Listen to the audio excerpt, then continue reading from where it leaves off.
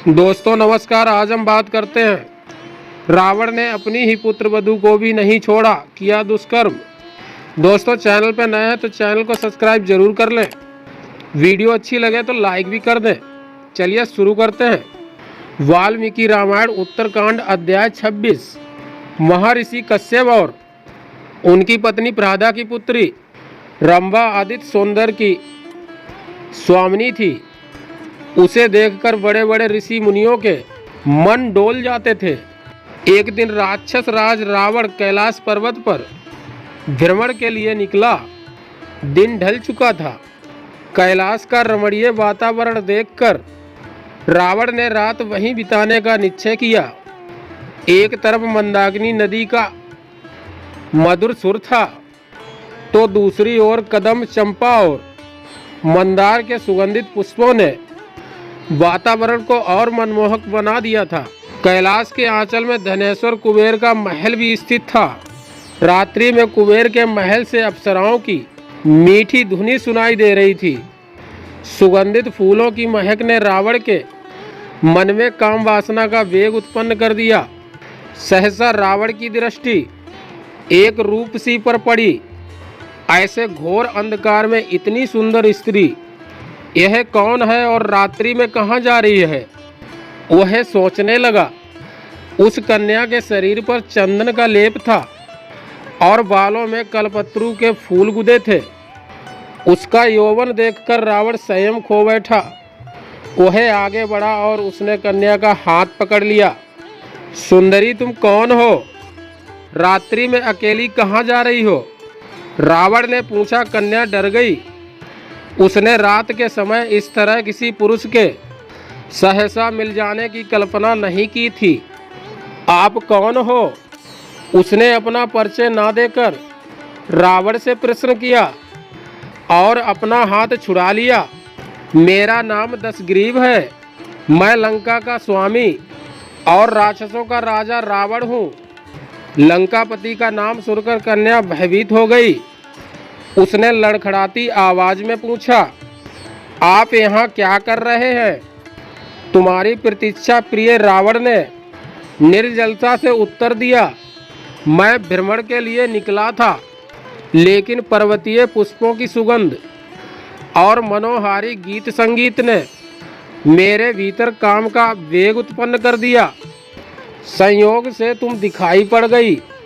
तुमने अभी तक अपना परिचय नहीं दिया। मेरा नाम रंभा है, स्त्री ने कहा। मैं देवलोक की अप्सरा हूँ और देवराज इंद्र एवं धनेश्वर कुबेर की सभा में नृत्य करती हूँ। रंभा, मैंने तुम्हारा बहुत नाम सुना है। यह मेरा सौभाग्य है कि तुमसे भेंट हो गई। दशानन ने प्रसन्न होकर कहा, तुम अप्सरा और मैं राक्षस राज। तुम्हारा और मेरा अच्छा मेल बनेगा। ऐसा मत कहिए, रंभा ने सहमते हुए कहा। आप मुझसे आयु में बड़े और आदरणीय हैं। मेरी आयु पर मत जाओ। रंभा, रावण ने ठहाका लगाया। इस संसार में बहुत कम लोग हैं जो मेरी तरह काम शास्त्र में निपुण हैं। तुम मेरे साथ बहुत खुश रहोगी, परंतु मैं किसी और से प्रेम करती हूँ। रंभा ने सत्य कह दिया। हाँ हाँ, रावण ने फिर ठाका लगाया। अप्सराएं कब से प्रेम करने लगीं? प्रेम और निष्ठा सामान्य स्त्रियों का आभूषण है। तुम अप्सरा हो, तुम्हारा काम सिर्फ पुरुषों का मनोरंजन करना है। यह सही है कि अप्सराएं मनोरंजन का साधन है, किंतु यह गलत है कि उन्हें कभी किसी से प्रेम नहीं होता। मैं सचमुच किसी से प्रेम करती हूँ, रंभा ने स्पष्ट कह दिया। रावण पूरी तरह काम वासना के प्रभाव में था। क्षमा कीजिए, किंतु आप मेरे लिए पिता तुल्य हैं। रावण की अनर्गल बातें सुनकर रंभा ने व्याकुल होकर कहा, आपको मुझसे ऐसी बातें करना शोभा नहीं देता। यह कहकर रंभा मुड़कर जाने लगी। ठहरो, पहले मुझे यह बताओ कि तुमने मुझे पिता तुल्य क्यों कहा? क्योंकि मैं आपकी पुत्र वधू के समान हूँ, रंभा सकुचाते हुए बोली। रावण कहने लगा, पुत्र वधू? तुम मेरी पुत्र वधू कैसे हो सकती? रावण ने आश्चर्य से पूछा। रंभा ने बताया कि वह राक्षस राज कुबेर के पुत्र नल कुंवर से प्रेम करती हूँ और कुबेर आपके सौतेले भाई हैं। इस नाते में मैं आपकी पुत्र वधू के समान हूँ। अभी मैं नल कुंवर से ही मिलके जा रही हूँ। रावण ने चिढ़कर कहा और फिर उसने बलपूर्वक रंभा का हाथ पकड़ लिया। मैं रावण हूँ जिसके समक्ष देवता भी सिर झुकाए खड़े रहते हैं, फिर भी मैं तुमसे प्रेम की याचना कर रहा हूँ और तुम मेरा अपमान करके कुबेर के पुत्र के पास जाना चाहती हो। सुनो रंभा, अप्सरा का ना कोई पति होता है और ना वह किसी की पत्नी होती है। रावण ने हाथ खींचकर रंभा को जबरदस्ती पर्वत शिला पर लिटा दिया और फिर रंभा के विरोध करने पर भी बलपूर्वक उसके साथ संभोग किया। रावण के भीतर काम का आवेग शांत हो गया तो वह रंभा को छोड़कर अपने शिविर में लौट गया। उधर रंभा रोती हुई नल कुंवर के पास पहुंची। मैं निर्दोष हूँ, रंभा ने नल कुंवर से कहा। मैंने रावण को यहाँ तक कहा कि मैं उसकी पुत्र वधू के समान हूँ, किंतु उस कामी ने मेरी इच्छा के विरुद्ध मेरा बलात्कार किया। रंभा की आप बीती सुनकर नल कुंवर की आंखें क्रोध से लाल हो गईं, उसकी भुजाएं फड़कने लगीं। वह जानता था कि उसके लिए रावण से लड़ना या उसे परास्त करना तो संभव नहीं था।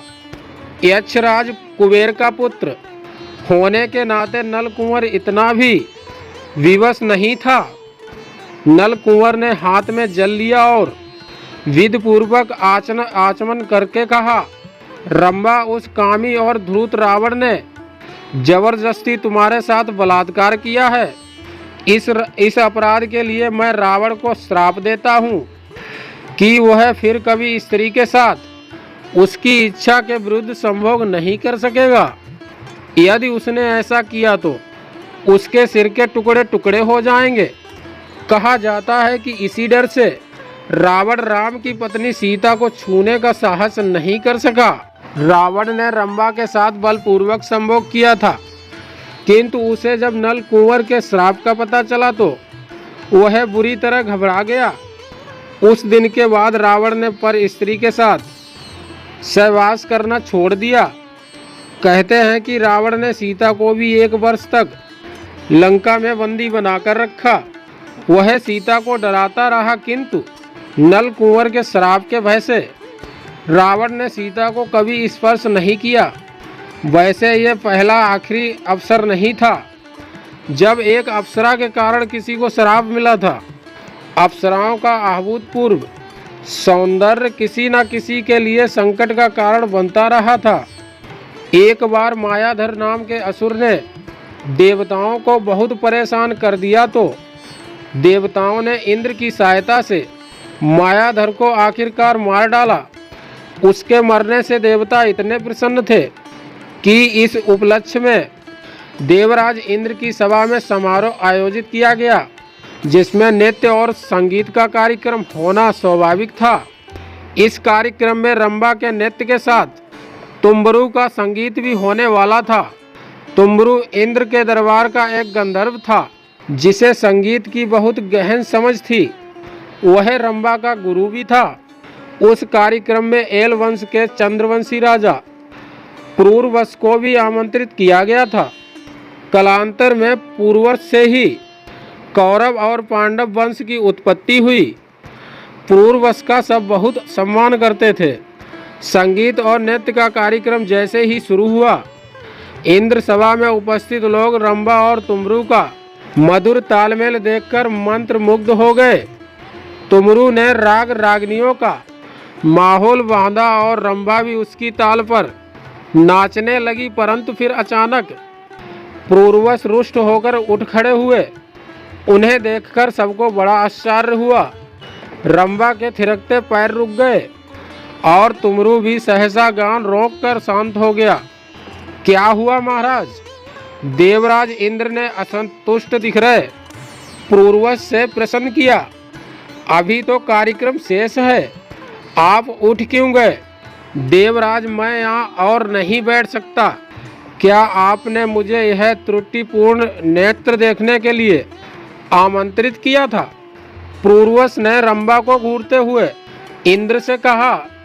अशुद्ध तुमरू बीच में बोल पड़ा।